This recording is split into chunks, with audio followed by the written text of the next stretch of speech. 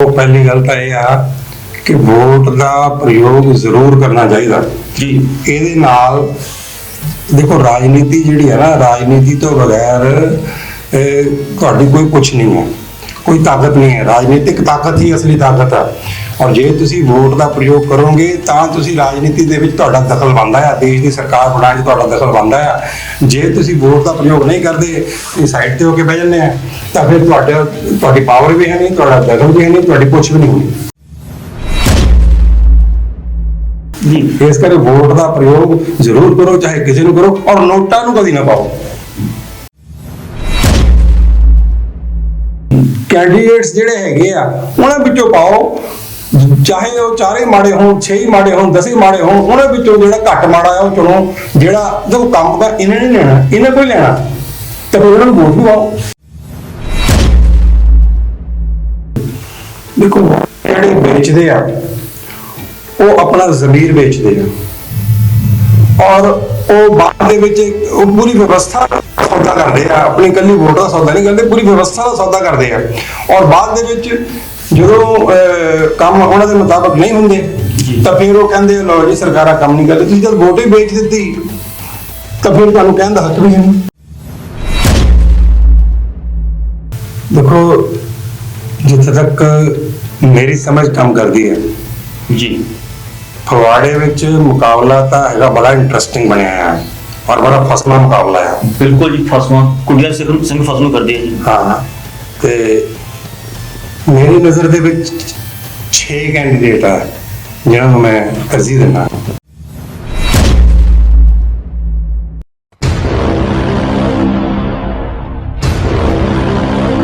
Jalandhar beach channel ਦੇ तमाम ਦਰਸ਼ਕਾਂ ਦਾ ਚੈਨਲ ਵਿੱਚ ਇੱਕ ਵਾਰ ਫਿਰ ਤੋਂ ਸਵਾਗਤ ਹੈ। ਸਾਥੀਓ, ਮੈਂ ਹਰੀਸ਼ ਭੰਡਾਰੀ ਔਰ ਤੁਸੀਂ ਦੇਖ ਰਹੇ ਹੋ ਹਰਮਨ ਪਿਆਰਾ ਨਿਊਜ਼ ਚੈਨਲ ਜਲੰਧਰ ਬੀਚ ਟੀਵੀ। ਅੱਜ ਸਾਡੇ ਨਾਲ ਮੌਜੂਦ ਹਨ ਸਟੂਡੀਓ ਵਿੱਚ ਪ੍ਰਸਿੱਧ ਲੇਖਕ ਅਤੇ ਕਵੀ ਡਾਕਟਰ ਜਸ ਚੋਪੜਾ ਜੀ, ਜੋ ਕਿ ਜਿਨ੍ਹਾਂ ਦੀ ਰਚਨਾਵਾਂ ਬੇਸ਼ੁਮਾਰ ਅਖਬਾਰਾਂ ਮੈਗਜ਼ੀਨਾਂ ਨੇ ਛਾਪੀਆਂ ਔਰ ਲੋਕਾਂ ਨੇ ਉਹਨਾਂ ਨੂੰ ਭਰਪੂਰ ਪਿਆਰ ਦਿੱਤਾ ਔਰ ਸਰਾਹਿਆ ਔਰ ਪਸੰਦ ਕੀਤਾ। ਆਓ ਉਹਨਾਂ ਨਾਲ ਗੱਲਬਾਤ ਕਰਕੇ ਦੇਖਦੇ ਹਾਂ। ਡਾਕਟਰ ਸਾਹਿਬ, ਚੈਨਲ ਵਿੱਚ ਤੁਹਾਡਾ ਸਵਾਗਤ ਹੈ। ਧੰਨਵਾਦ ਸਾਹਿਬ, ਤੁਸੀਂ ਅੱਜ ਸਾਡੇ ਸਟੂਡੀਓ ਵਿਖੇ ਪੁੱਜੇ ਹੋ, ਬਹੁਤ ਬਹੁਤ ਸਵਾਗਤ ਹੈ ਤੁਹਾਡਾ। ਡਾਕਟਰ ਸਾਹਿਬ, ਸਾਡੇ ਦਰਸ਼ਕਾਂ ਨੂੰ ਵੀ ਦੱਸੋ ਕਿ ਤੁਹਾਡੇ ਆਪਣੇ ਦੌਰ ਵਿੱਚ ਕਾਫੀ ਕਵਿਤਾਵਾਂ ਜਿਹੜੀਆਂ ਹੈਗੀਆਂ ਔਰ ਆਰਟੀਕਲ ਵੱਖ-ਵੱਖ ਅਖਬਾਰਾਂ ਮੈਗਜ਼ੀਨਾਂ ਨੇ ਜਿਹੜੇ ਛਾਪੇ ਹੈਗੇ ਆ, ਔਰ ਕੀ ਇਹ ਲਿਖਣ ਦਾ ਸਿਲਸਿਲਾ ਅੱਜ ਵੀ ਜਾਰੀ ਹੈ? ਹਾਂ, ਮੈਂ ਲਿਖਦਾ। ਮੈਂ ਜਿੱਦਾਂ ਤੁਸੀਂ ਕਿਹਾ ਕਿ ਮੈਂ ਸਰਿਤਾ ਮੈਗਜ਼ੀਨ 'ਚ ਕਹਾਣੀ ਛਪੀ, ਆਪਣੇ ਮੁਕਤਾ ਵਿੱਚ ਛਪੀ, ਪੰਜਾਬ ਕੇਸਰੀ ਨੇ ਮੈਨੂੰ ਬਹੁਤ ਜ਼ਿਆਦਾ ਛਾਪਿਆ, ਲੇਖ ਛਪੇ, ਕਹਾਣੀਆਂ ਛਪੀਆਂ, ਕਵਿਤਾਵਾਂ ਐਡੀਟੋਰੀਅਲ ਪੇਜ ਤੇ ਮੇਰੀਆਂ ਪੰਜਾਬ ਕੇਸਰੀ ਛਪਦੀਆਂ ਰਹੀਆਂ, 100 ਤੋਂ ਵੱਧ ਛਪੀਆਂ, ਜਾਗਰਣ 'ਚ ਛਪਿਆ। ਫਿਰ ਉਸ ਤੋਂ ਬਾਅਦ ਵਿਨਾਇਕ ਫੀਚਰਸ ਦੇ ਜ਼ਰੀਏ ਆਲ ਇੰਡੀਆ ਲੈਵਲ ਦੇ ਉੱਤੇ ਬਹੁਤ ਸਾਰੀਆਂ ਅਖਬਾਰਾਂ ਵਿੱਚ ਛਪਿਆ। ਲੇਕਿਨ with the passage of time ਮੇਰਾ ਰੁਝਾਨ ਜਿਹੜਾ ਹੈ ਉਹ ਅਧਿਆਤਮ ਵੱਲ ਜ਼ਿਆਦਾ ਹੋ ਗਿਆ। ਅਧਿਆਪਕ ਤੇ ਹਾਂ, ਉਧਰ ਮੇਰੀ ਕਾਫੀ ਅਪਰੋਚ ਵੀ ਹੈ ਤੇ ਮੇਰੀ ਉਪਲਬਧੀਆਂ ਵੀ ਹੈ। ਤੇ ਖੈਰ ਆਪਾਂ ਅਧਿਆਤਮ ਤੇ ਚਰਚਾ ਨਹੀਂ ਕਰਾਂਗੇ ਜੀ। ਚਰਚਾ ਤਾਂ ਜਿੱਦਾਂ ਤੁਸੀਂ ਬੁਲਾਇਆ ਜਿਸ ਵੀ ਵਿਸ਼ੇ ਤੇ ਕਰਨੀ ਆਪਾਂ ਉਸੇ ਵਿਸ਼ੇ ਤੇ ਕਰਾਂਗੇ। ਤੇ ਮੈਂ ਲਿਖਦਾ ਹੁਣ ਵੀ ਹਾਂ, ਲੇਕਿਨ ਇਲੈਕਟ੍ਰੋਨਿਕ ਚੈਨਲਸ ਦੇ ਉੱਤੇ ਮੈਂ ਲਿਖਦਾ ਰਹਿਣਾ ਤੇ ਅਖਬਾਰਾਂ ਵਿੱਚ ਵੀ ਚੱਲਦਾ ਹੈਗਾ। ਤੁਹਾਡੇ ਕਹਿਣ ਤੋਂ ਭਾਵ ਅੱਜ ਕੱਲ੍ਹ ਤੁਸੀਂ ਆਨਲਾਈਨ ਜਿਹੜਾ ਹੈਗਾ ਵਾ ਲਿਖਦੇ ਹੋ। ਬਿਲਕੁਲ, ਹਾਂ। ਸੋ ਇਹ ਹਨ ਡਾਕਟਰ ਜਸ ਚੋਪੜਾ ਜੀ। ਆਓ ਇਹਨਾਂ ਨਾਲ ਗੱਲਬਾਤ ਦਾ ਸਿਲਸਿਲਾ ਜਾਰੀ ਰੱਖਦੇ ਹਾਂ। ਡਾਕਟਰ ਸਾਹਿਬ, ਇਹ ਦੱਸੋ ਕਿ ਇੱਕ ਵੋਟ ਦੀ ਸਹੀ ਵਰਤੋਂ ਕਿਸ ਤਰ੍ਹਾਂ ਕਰਨੀ ਚਾਹੀਦੀ ਹੈ? ਦੇਖੋ ਪਹਿਲੀ ਗੱਲ ਤਾਂ ਇਹ ਆ ਕਿ ਵੋਟ ਦਾ ਪ੍ਰਯੋਗ ਜ਼ਰੂਰ ਕਰਨਾ ਚਾਹੀਦਾ ਜੀ। ਇਹਦੇ ਨਾਲ ਦੇਖੋ ਰਾਜਨੀਤੀ ਜਿਹੜੀ ਹੈ ਨਾ, ਰਾਜਨੀਤੀ ਤੋਂ ਬਗੈਰ ਤੁਹਾਡੀ ਕੋਈ ਕੁਛ ਨਹੀਂ ਹੈ, ਕੋਈ ਤਾਕਤ ਨਹੀਂ ਹੈ। ਰਾਜਨੀਤਿਕ ਤਾਕਤ ਹੀ ਅਸਲੀ ਤਾਕਤ ਹੈ। ਔਰ ਜੇ ਤੁਸੀਂ ਵੋਟ ਦਾ ਪ੍ਰਯੋਗ ਕਰੋਗੇ ਤਾਂ ਤੁਸੀਂ ਰਾਜਨੀਤੀ ਦੇ ਵਿੱਚ ਤੁਹਾਡਾ ਦਖਲ ਬਣਦਾ ਹੈ, ਦੇਸ਼ ਦੀ ਸਰਕਾਰ ਬਣਾਉਣ 'ਚ ਤੁਹਾਡਾ ਦਖਲ ਬਣਦਾ ਹੈ। ਜੇ ਤੁਸੀਂ ਵੋਟ ਦਾ ਪ੍ਰਯੋਗ ਨਹੀਂ ਕਰਦੇ, ਤੁਸੀਂ ਸਾਈਡ ਤੇ ਹੋ ਕੇ ਬਹਿ ਜਾਂਦੇ ਆ, ਤਾਂ ਫਿਰ ਤੁਹਾਡੀ ਪਾਵਰ ਵੀ ਹੈ ਨਹੀਂ, ਤੁਹਾਡਾ ਦਖਲ ਵੀ ਹੈ ਨਹੀਂ, ਤੁਹਾਡੀ ਕੁਛ ਵੀ ਨਹੀਂ ਹੋਣੀ ਜੀ। ਇਸ ਕਰਕੇ ਵੋਟ ਦਾ ਪ੍ਰਯੋਗ ਜ਼ਰੂਰ ਕਰੋ, ਚਾਹੇ ਕਿਸੇ ਨੂੰ ਕਰੋ, ਔਰ ਨੋਟਾਂ ਨੂੰ ਕਦੀ ਨਾ ਪਾਓ। ਕੈਂਡੀਡੇਟਸ ਜਿਹੜੇ ਹੈਗੇ ਆ ਉਹਨਾਂ ਵਿੱਚੋਂ ਪਾਓ, ਚਾਹੇ ਉਹ ਚਾਰੇ ਮਾੜੇ ਹੋਣ, 6 ਮਾੜੇ ਹੋਣ, 10 ਮਾੜੇ ਹੋਣ, ਉਹਨਾਂ ਵਿੱਚੋਂ ਜਿਹੜਾ ਘੱਟ ਮਾੜਾ ਆ ਉਹ ਚੁਣੋ। ਜਿਹੜਾ ਦੇਖੋ ਕੰਮ ਦਾ ਇਹਨੇ ਨਹੀਂ ਲੈਣਾ, ਇਹਨੇ ਕੋਈ ਲੈਣਾ, ਤਾਂ ਫਿਰ ਉਹਨਾਂ ਨੂੰ ਵੋਟ ਵੀ ਪਾਓ।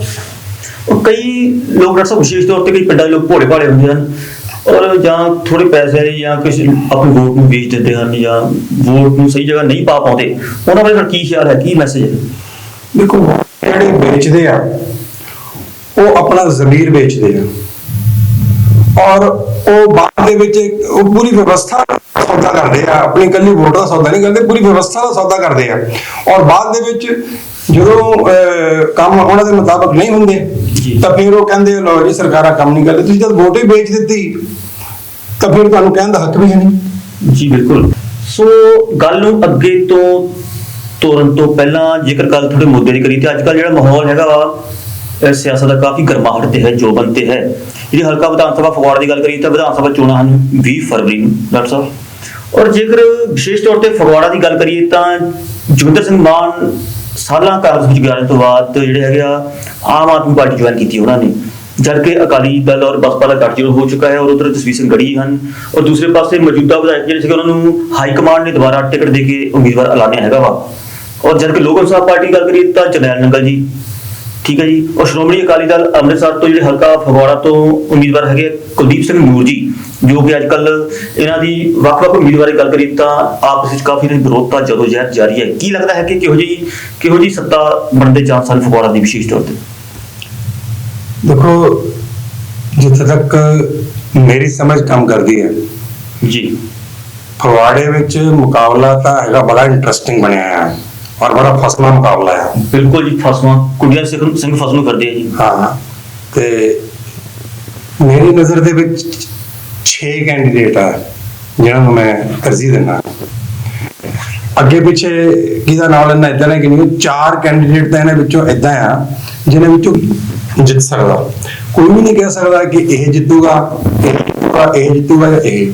ਚਾਰੇ ਹੀ ਆਪਣੇ ਪੂਰੇ ਜ਼ੋਰ ਵੀ ਲਾ ਰਹੇ ਆ ਔਰ ਚਾਰਾਂ ਦਾ ਪੂਰਾ ਜ਼ੋਰ ਵੀ ਆ। ਕੀ ਤੁਸੀਂ ਉਹਨਾਂ ਚਾਰਾਂ ਕੈਂਡੀਡੇਟਾਂ ਦੀ ਸਾਡੇ ਦਰਸ਼ਕਾਂ ਸਾਹਮਣੇ ਪੁਸ਼ਟੀ ਕਰ ਸਕਦੇ ਹੋ? ਬਿਲਕੁਲ। ਤੇ ਜਿੱਦਾਂ ਹੁਣ ਪਹਿਲਾਂ ਤਾਂ ਮੈਂ ਗੱਲ ਕਰਦਾ ਨੈਗੇਟਿਵ ਪੁਆਇੰਟਸ ਦੀ। ਜਿੱਦਾਂ ਹੁਣ ਕਾਂਗਰਸ ਦਾ ਕੈਂਡੀਡੇਟ ਫਗਵਾੜੇ ਚੋਂ ਬਾਈ ਇਲੈਕਸ਼ਨ ਜਿੱਤਿਆ ਸੀ, 25,000 ਤੋਂ ਵੱਧ ਵੋਟ ਤੇ ਜਿੱਤਿਆ। ਜੇ ਹੁਣ ਤੁਸੀਂ ਇਹ ਸਮਝੋ ਕਿ ਹੁਣ ਵੀ 25-26,000 ਵੋਟ ਦੇ ਉੱਤੇ ਜਿੱਤ ਹੋ ਸਕਦੀ ਆ, ਤੇ ਵੋਟਾਂ ਕੱਟ ਦੇਖੋ ਕਿੰਨੀਆਂ ਹੋਈਆਂ। ਪਹਿਲਾਂ ਤਾਂ ਉਹ ਬਾਈ ਇਲੈਕਸ਼ਨ ਸੀ, ਦੂਜੀਆਂ ਪਾਰਟੀਆਂ ਦੇ ਵੋਟਰ ਵੀ ਇਹਨਾਂ ਨੂੰ ਭੁਗਤੇ ਸੀ, ਨੰਬਰ 1। ਨੰਬਰ 2, ਹੁਣ ਜਿਹੜੇ ਇਹਨਾਂ ਦੇ ਆਪਣੇ ਹੀ ਜਿਹੜੇ ਇਹਨਾਂ ਨੂੰ ਸਪੋਰਟ ਕਰ ਰਹੇ ਸੀ ਉਹ ਜੀ, ਉਹ ਹੁਣ ਇਸ ਵੇਲੇ ਉਹਨਾਂ ਨਾਲ ਟੁੱਟੇ ਹੋਏ ਆ, ਸ਼ਰੇਆਮ ਟੁੱਟੇ ਹੋਏ ਆ ਔਰ ਸ਼ਰੇਆਮ ਵਿਰੋਧ ਕਰ ਰਹੇ। ਪਹਿਲਾਂ ਤਾਂ ਮਾਨ ਸਾਹਿਬ ਹੀ ਪਹਿਲਾਂ ਔਰ ਦਲ ਦਾ ਬਦਲਣਾ ਲੋਕਾਂ ਵੱਲੋਂ ਇਹ ਤਾਂ ਪ੍ਰਾਤਨੀ ਜਿਹੜੀ ਰੀਤ ਹੀ ਚੱਲੀ ਆ ਰਹੀ ਹੈ। ਮੇਰਾ ਮਤਲਬ ਕਹਿਣ ਦਾ ਇਹ ਆ ਕਿ ਵੋਟਾਂ ਉਹਨਾਂ ਦੀਆਂ ਘੱਟ ਹੋ ਗਈਆਂ ਜੀ। ਜਿਹੜੀਆਂ 25-26,000 ਉਹ ਤਾਂ ਉਹ ਜਿੱਤਣ ਜਾਂ ਹਾਰਨ ਇਹ ਅਗਲੀ ਗੱਲ, ਲੇਕਿਨ ਉਹਨਾਂ ਦੀ ਜਿਹੜੀ ਉਹਨਾਂ ਨੂੰ ਨੁਕਸਾਨ ਲਾਜ਼ਮੀ ਹੈ। ਸੋ ਕਾਂਗਰਸ ਦਾ ਕੈਂਡੀਡੇਟ ਸਾਹਿਬ, ਜੇਕਰ ਵੋਟਾਂ ਟੁੱਟਣ ਦੀ ਗੱਲ ਕਰੀਏ, ਜੇਕਰ ਵੋਟਾਂ ਟੁੱਟਣ ਦੀ ਗੱਲ ਕਰੀਏ ਤਾਂ ਜਿਹੜਾ ਹੈਗਾ ਵਾ ਕਾਂਗਰਸ ਦਾ ਆਪਸ ਜਿਹੜਾ ਕਾਂਟੋ ਕਲੇਸ਼ ਹੈਗਾ ਵਾ ਬਹੁਤ ਜ਼ਿਆਦਾ ਹੈਗਾ ਵਾ। ਇੱਕ ਦੂਜੇ ਲੱਤਾਂ ਖਿੱਚਣ ਤੇ ਲੱਗੇ ਹੋਏ ਹੈਗੇ ਆ, ਧੂ ਲੱਗੀ ਹੋਈ ਹੈ ਪੂਰੀ, ਬਿਠਾ ਲਾ ਦਈਏ। ਲੇਕਿਨ ਜੇਕਰ ਕਾਂਗਰਸ ਦੇ ਇਸ ਕਲੇਸ਼ ਦੀ ਗੱਲ ਕਰੀਏ ਤਾਂ ਕੀ ਕੋਈ ਦੂਸਰੀ ਪਾਰਟੀ ਇਸ ਕਲੇਸ਼ ਦਾ ਫਾਇਦਾ ਲੈ ਸਕਦੀ ਹੈ? ਹਾਂ, ਬਿਲਕੁਲ। ਦੇਖੋ, ਕਲੇਸ਼ ਕੱਲਾ ਕਾਂਗਰਸ 'ਚ ਨਹੀਂ ਹੈ, ਕਲੇਸ਼ ਬਾਕੀਆਂ ਪਾਰਟੀਆਂ ਵਿੱਚ ਵੀ ਹੈ। ਜਿੱਦਾਂ ਹੁਣ ਅਕਾਲੀ ਬਸਪਾ ਦਾ ਕੈਂਡੀਡੇਟ ਆ ਜੀ, ਉਹਨਾਂ ਵਿੱਚ ਵੀ ਜੇ ਇਹ ਗੱਠਜੋੜ ਇਮਾਨਦਾਰੀ ਦੇ ਨਾਲ ਕੰਮ ਕਰੇ ਤਾਂ ਇਹ ਕੈਂਡੀਡੇਟ ਜਿੱਤ ਵੀ ਸਕਦਾ। ਗੜੀ, ਜਿਹਨੂੰ ਗੜੀ ਸਾਹਿਬ ਕਹਿੰਦੇ ਆ, ਜਸਵੀਰ ਸਿੰਘ ਗੜੀ, ਹਾਂ ਬਿਲਕੁਲ, ਜਸਵੀਰ ਸਿੰਘ ਗੜੀ ਸਾਹਿਬ, ਉਹ ਜਿੱਤ ਵੀ ਸਕਦੇ ਆ। ਪਰ ਜੇ ਇਹ ਇਮਾਨਦਾਰੀ ਦੇ ਨਾਲ, ਪਰ ਮੈਨੂੰ ਲੱਗਦਾ ਲੈਗ ਪੁਲਿੰਗ ਉੱਥੇ ਵੀ ਹੈ। ਡਾਕਟਰ ਸਾਹਿਬ, ਜੇਕਰ ਜਸਵੀਰ ਸਿੰਘ ਗੜੀ ਦੀ ਵਿਸ਼ੇਸ਼ ਤੌਰ ਤੇ ਗੱਲ ਕਰੀਏ ਤਾਂ ਜ਼ਿਕਰ ਆਉਂਦਾ ਹੈ ਅਕਾਲੀ ਦਲ ਔਰ ਬਸਪਾ ਦੇ ਗੱਠਜੋੜ ਦਾ, ਔਰ ਸ਼ਿਵ ਸੈਨਾ ਦਾ ਵੀ ਤਾਲਮੇਲ ਹੋ ਚੁੱਕਾ ਹੈ। ਕੀ ਕਹਿਣਾ ਹੈ ਤੁਹਾਡਾ? ਸ਼ਿਵ ਸੈਨਾ ਦਾ ਤਾਲਮੇਲ ਵੀ ਹੋ ਚੁੱਕਾ ਹੈ। ਬੀਤੇ ਦਿਨੀ ਇੱਕ ਐਲਾਨ ਹੋਇਆ ਸੀ ਕਿ ਇਹਨਾਂ ਦਾ ਗੱਠਜੋੜ ਹੋ ਚੁੱਕਾ ਹੈ, ਅਕਾਲੀ ਦਲ, ਬਸਪਾ ਔਰ ਸ਼ਿਵ ਸੈਨਾ ਦਾ। ਔਰ ਇਸ ਨੂੰ ਲੈ ਕੇ ਜਿਹੜੇ ਸਿੱਖ ਸਾਥੀ ਆ ਕੇ ਕਾਫੀ ਭੜਕੇ ਸੀਗੇ ਵੀ ਸ਼ਿਵ ਸੈਨਾ ਮੁੱਢ ਤੋਂ ਹੀ ਸਾਡੇ ਜਿਹੜੇ ਹੈਗੀ ਆ ਐਂਟੀ ਰਹੀ ਹੈ ਜਾਂ ਸਾਡੇ ਕਿਸੇ ਨਾ ਕਿਸੇ ਤਰੀਕੇ ਨਾਲ। ਜੇ ਪਾਰਟੀਆਂ ਇਹਨਾਂ ਤਿੰਨਾਂ ਦਾ ਆਪਸ ਵਿੱਚ ਇਮਾਨਦਾਰੀ ਦੇ ਨਾਲ ਕੀ ਸੰਦੇਸ਼ ਦੇ ਸਕਦਾ ਹੈ? ਇਮਾਨਦਾਰੀ ਦੇ ਨਾਲ ਗੱਠਜੋੜ ਚਲਾਉਣ ਤਾਂ ਗੱਲ ਇੱਕ ਸਮਝ ਆਉਂਦੀ ਹੈ। ਪਰ ਅਸੀਂ ਤੁਰੀ ਤੁਹਾਡੇ ਨਾਲ ਜਾਂਦੇ ਆ ਤੇ ਵੋਟਾਂ ਕਿਤੇ ਹੋਰ ਪਾਉਣੀਆਂ ਜਾਂ ਤੁਰਦੇ ਹੀ ਨਹੀਂ ਜੀ, ਤਾਂ ਮੈਸੇਜ ਗਲਤ ਜਾਂਦੇ ਆ। ਤਾਂ ਇਸ ਕਰਕੇ ਇਹ ਜਿਹੜਾ ਇੱਥੇ ਇਹ ਚੀਜ਼ ਜਿਹੜੀ ਆ ਉਹ ਬਹੁਤੀ ਕਾਊਂਟ ਕਰ ਰਹੀ ਆ ਇਸ ਜਿੱਦਾਂ ਕਾਂਗਰਸ ਦੇ ਕੈਂਡੀਡੇਟ ਦਾ ਵਿਰੋਧ ਆ ਅੰਦਰ ਪਾਰਟੀ ਦੇ, ਇਦਾਂ ਹੀ ਅਕਾਲੀ ਬਸਪਾ ਦੇ ਵਿੱਚ ਵੀ ਵਿਰੋਧ ਆ, ਇਦਾਂ ਹੀ ਭਾਜਪਾ ਦੇ ਵਿੱਚ ਵੀ ਭਾਜਪਾ ਦਾ ਕੈਂਡੀਡੇਟ ਫਗਵਾੜੇ 'ਚ ਬਹੁਤ ਮਜ਼ਬੂਤ ਆ, ਇਹਨੂੰ ਘੱਟ ਕਰਕੇ ਨਾ ਅੰਕੋ ਇਹ ਜਿੱਤ ਵੀ ਸਕਦਾ ਜੇ ਭਾਜਪਾ ਵਿੱਚ ਵੀ ਅੰਤਰ ਵਿਰੋਧ ਨਾ ਹੋਵੇ ਜਿੱਦਾਂ ਇਹਨਾਂ ਪਾਰਟੀਆਂ 'ਚ ਤਾਂ ਇਹ ਵੀ ਜਿੱਤ ਸਕਦੇ ਆ। ਤੇ ਚੌਥਾ ਕੈਂਡੀਡੇਟ ਜਿਹੜਾ ਹੈਗਾ ਆ ਉਹ ਹੈ ਆਪ ਦਾ। ਹੁਣ ਜੇ ਪੰਜਾਬ ਦੇ ਵਿੱਚ ਹਾਂ ਜੀ ਪੰਜਾਬ ਦੇ ਵਿੱਚ ਜੇ ਸਰਵੇਆਂ ਦੀ ਗੱਲ ਕਰੀਏ ਤਾਂ ਸਰਵੇ ਜਿਹੜੇ ਆ ਉਹ ਆਪ ਦੀ ਫੇਵਰ ਦੱਸਦੇ ਪਏ ਆ, ਔਰ ਫਗਵਾੜੇ ਵਿੱਚ ਵੀ ਜਿੱਦਾਂ ਪਾਰਟੀਆਂ ਦੇ ਵਿੱਚ ਅੰਤਰ ਵਿਰੋਧ ਚੱਲਦਾ ਪਿਆ ਵਾ ਉਹਦਾ ਲਾਭ ਵੀ ਆਪ ਨੂੰ ਮਿਲ ਸਕਦਾ ਆ। ਜੇਕਰ ਡਾਕਟਰ ਸਾਹਿਬ ਭਾਜਪਾ ਦੀ ਗੱਲ ਕਰੀਏ, ਕਾਂਗਰਸ ਦੇ ਅੰਤਰ ਵਿਰੋਧ ਦਾ ਲਾਭ ਵੀ ਮਿਲ ਸਕਦਾ, ਭਾਜਪਾ ਦੇ ਅੰਤਰ ਵਿਰੋਧ ਦਾ ਲਾਭ ਵੀ ਮਿਲ ਸਕਦਾ। ਜਨਾਬ ਜਿਹੜਾ ਮੈਂ ਤੁਹਾਨੂੰ ਦੱਸਿਆ ਅਕਾਲੀ ਬਸਪਾ ਗੱਠਜੋੜ ਇਹਨਾਂ ਦੇ ਵਿੱਚ ਜਿਹੜਾ ਅੰਤਰ ਵਿਰੋਧ ਆ ਉਹਦਾ ਲਾਭ ਵੀ ਆਪ ਨੂੰ ਮਿਲ ਸਕਦਾ। ਪਰ ਜੋ ਮੈਨੂੰ ਲੱਗਦਾ ਪਿੰਡਾਂ ਵਿੱਚੋਂ ਆਪ ਜਿਹੜੀ ਆ ਨਾ ਬਹੁਤੀ ਮਜ਼ਬੂਤ ਬਣ ਕੇ ਬਾਹਰ ਆਏਗੀ, ਤੇ ਸ਼ਹਿਰ ਵਿੱਚੋਂ ਆਪ ਨੂੰ ਜਿਹੜਾ ਨਾ ਉਹ ਥੋੜਾ ਜਿਹਾ ਮੈਨੂੰ ਲੱਗਦਾ ਕਿ ਕਿਉਂਕਿ ਪਾਰਟੀ ਛੱਡ ਕੇ ਦੂਜੀ ਪਾਰਟੀ 'ਚ ਆਏ ਆ ਤੇ ਇਹਦਾ ਪ੍ਰਭਾਵ ਬਹੁਤਾ ਸ਼ਹਿਰ 'ਚ ਵਧੀਆ ਨਹੀਂ। ਪਾਰਟੀ ਛੱਡਣ ਦੀ ਗੱਲ ਤੁਸੀਂ ਕਰ ਰਹੇ ਹੋ, ਬਹੁਤੇ ਲੋਕਾਂ ਦਾ ਮੰਨਣਾ ਹੈ ਕਿ ਇੱਕ ਸਰਵੇ ਅਨੁਸਾਰ ਕਿ ਜਗਵੀਰ ਸਿੰਘ ਮਾਨ ਸਾਲਾਂ ਕਾਂਗਰਸ ਵਿੱਚ ਰਹਿਣ ਤੋਂ ਬਾਅਦ ਕਾਂਗਰਸ ਦੇ ਨਹੀਂ ਬਣੇ ਤਾਂ ਲੋਕਾਂ ਦੇ ਕੀ ਬਣਨਗੇ? ਤੁਹਾਡਾ ਕੀ ਖਿਆਲ ਹੈ? ਮੈਂ ਇਹੀ ਕਿਹਾ ਨਾ ਵੀ ਸ਼ਹਿਰ ਵਿੱਚ ਇਹਦਾ ਪ੍ਰਭਾਵ ਕੋਈ ਬਹੁਤਾ ਚੰਗਾ ਨਹੀਂ ਗਿਆ ਕਿ ਤੁਸੀਂ ਪੰਜਾਬ ਦੇਖੋ ਪਾਰਟੀ ਨੇ ਜੇ ਦੂਜੇ ਨੂੰ ਕੈਂਡੀਡੇਟ ਨੂੰ ਟਿਕਟ ਦਿੱਤੀ ਸੀ ਤੁਹਾਨੂੰ ਪੰਜਾਬ ਦੇ ਵਿੱਚ ਕੈਬਨਿਟ ਸਤਰ ਦਾ ਰੈਂਕ ਦਿੱਤਾ, ਤੁਸੀਂ ਕੈਬਨਿਟ ਸਤਰ ਦੀਆਂ ਸੁਵਿਧਾਵਾਂ ਤੁਸੀਂ ਇੰਜੋਏ ਕੀਤੀਆਂ ਤੇ ਹੁਣ ਤੁਸੀਂ ਉਹਨਾਂ ਨੂੰ ਛੱਡ ਕੇ ਤੁਸੀਂ ਦੇਖਿਆ ਹਵਾ ਦੇਖੀ ਆਪ ਦੀ ਆ ਤਾਂ ਤੁਸੀਂ ਆਪ ਵਿੱਚ ਹੋ ਗਏ। ਤਾਂ ਮੇਰਾ ਮਤਲਬ ਜਿੱਤ ਤਾਂ ਸਕਦੇ ਆ, ਜਿੱਤ ਤਾਂ ਚਾਰਾਂ ਵਿੱਚੋਂ ਕੋਈ ਵੀ ਸਕਦਾ, ਪਰ ਇਹਦਾ ਪ੍ਰਭਾਵ ਸ਼ਹਿਰ ਵਿੱਚ ਮਾੜਾ ਨਹੀਂ। ਲੇਕਿਨ ਪਿੰਡਾਂ ਵਿੱਚੋਂ ਕਿਉਂਕਿ ਇਸ ਵੇਲੇ ਪੰਜਾਬ ਦੇ ਵਿੱਚ ਬਦਲਾਅ ਦੀ ਹਵਾ ਇਹ ਇਸ ਤਰ੍ਹਾਂ ਚੱਲ ਇਹਦਾ ਲਾਭ ਤਾਂ ਮਾਨ ਸਾਹਿਬ ਨੂੰ ਮਿਲਣਾ ਆ। ਔਰ ਮੈਂ ਇੱਕ ਚੀਜ਼ ਹੋਰ ਦੱਸਾਂ ਪੰਜਾਬ ਦੀ, ਜਦੋਂ ਵੀ ਨਾ ਆਪਾਂ ਕਿਸੇ ਪਾਰਟੀ ਬਾਰੇ ਇਹ ਇਲੈਕਸ਼ਨ ਤੋਂ ਪਹਿਲਾਂ ਹੀ ਕਹਿਣ ਲੱਗ ਪਈਏ ਕਿ ਜੀ ਇਹਨੂੰ ਮੈਜੋਰਟੀ ਨਹੀਂ ਮਿਲਣੀ, ਇਹ ਫਸਟ ਆ ਜਾਊਗੀ, ਇਹ ਸਾਰਾ ਉੱਪਰ ਆਊਗੀ, ਤਾਂ ਉਹ ਕਈ ਵਾਰ ਮੈਜੋਰਟੀ ਵੀ ਲੈ ਜਾਂਦੇ ਹੁੰਦੇ ਆ ਜੀ।